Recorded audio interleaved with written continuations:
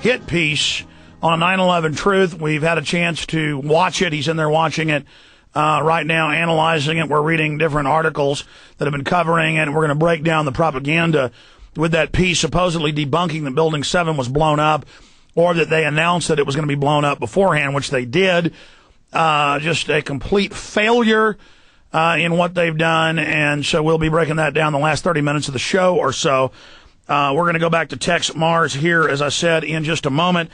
Up on the prisonplanet.tv screen right now, you can see my new film. That's the 9/11 Chronicles Truth Rising. And in Truth Rising, we cover the growth of the 9/11 Truth movement, how they're taking over media events and confronting all these different globalists. We expose how the government knew that the first responders were breathing dust, were getting very, very sick, and that all of that was basically covered up for their administrative convenience. We also get into how they blew the buildings up, why they blew them up, with eyewitnesses to the countdown. And we also show you the growing police state in the United States. Such an important film, the 9/11 Chronicles. And it is 2 hours long with about 8 minutes of extras because I wanted to put everything on one disc. But it is jam-packed, and it's something that hopefully will energize the population to go out and confront politicians, world leaders, media whores, so that the big lie of 9/11 can completely come down. An Achilles heel of the globalist is their problem-reaction solution. If we expose that most terror is manufactured or provocateured by them, then their tool of scaring us into submission will be removed. So that is of the utmost importance to everyone that happens. So please get the 9/11 Chronicles, Truth Rising, my new film.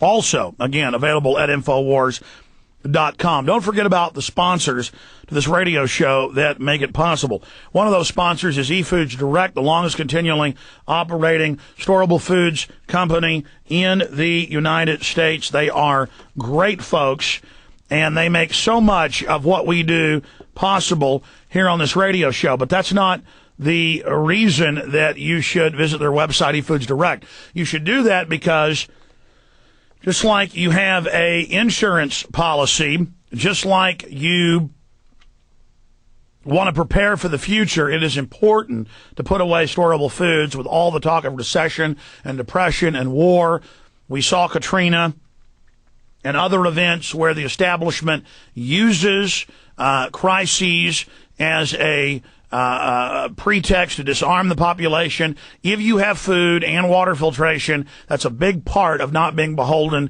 to the government, to the state. And this is an insurance policy that you can and will eat whenever you want, lasts more than 10 years. eFoodsDirect.com, big fat banners at the top of Infowars.com and PrisonPlanet.com, or give them a call at 1-800-409-5633, 1-800-409-5633. You can also get a free DVD and audio presentation when you call them about their company, about the food they offer and why you should get it.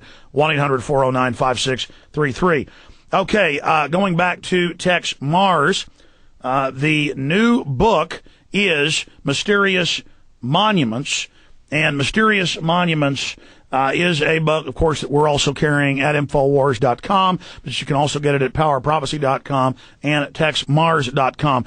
Texe, make that statement that you were going to make earlier when we had a break. There was some key statement you wanted to make, and we forgot to do that. Well, Alex, you know, many listeners to your program are Christians, but there are also people who are not Christians but love liberty, love freedom, love our Constitution, and I appreciate them, even though I'm a Christian. I appreciate them very, very much. And no doubt there are people who are into Judaism and even Islam listening to your program. And they certainly have nothing to do with terrorist philosophies. Now, what we need to understand, whatever religion you have, or if you have none at all, we should all be opposed to false religion, a satanic religious philosophy. And what we have to understand, there's three legs to the New World Order. And the chief leg is religion. And the subordinate legs of the tripod, you might say, are politics and economics.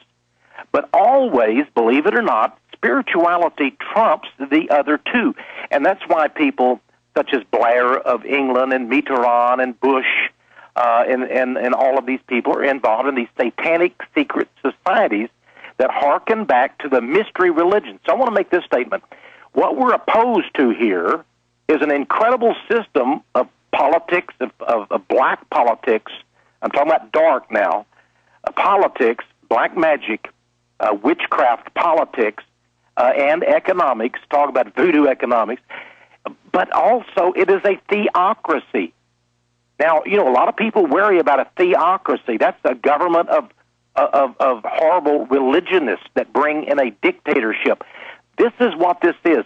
They are actually, with satanic architecture, they believe they are communicating with and receiving powers from devils, and they create a natural, magical environment. James Wasserman, who wrote a book, I quote him on page 121 of Mysterious Monuments, he wrote a book about the occult traditions in art and architecture. He says the basis of the mystery religions is the law of correspondence, as above, so below. It goes all the way back, Alex, to the Emerald Tablet of Hermes, back way into the Greek city-state era. But it basically means that they're building on earth, in stone, or glass, wood, steel, what have you, hell. They're building a hellish new utopia, and they often conceal the true meaning of this by veiling it in symbols, in satanic symbols, but not always, because you're going to find in this book such things as serpents and dragons and demons, and as I mentioned at the National Cathedral, even a gargoyle of Darth Vader there. And all of this is they're creating, remember, they say we're regenerating Earth. And so we're rebuilding Earth. And everywhere they're building this architectural colossus, even entire new cities in Brazil, in Kazakhstan, and so forth, with the aim of bringing Lucifer's kingdom on earth. And they believe they're literally communicating with higher minds, these spirits from beyond. Yeah, they believe they're talking to, quote, angels or gods and goddesses. Oh, yes, and they're worshiping them. Now, our Constitution says that Congress shall make no law respecting the establishment of religion. They have established these mystery religions, and they admit to it. You'll see quote by quote of Illuminists and occultists in my book, Mysterious Monuments. And you have that, but let me just make a point here, backing up what you're saying.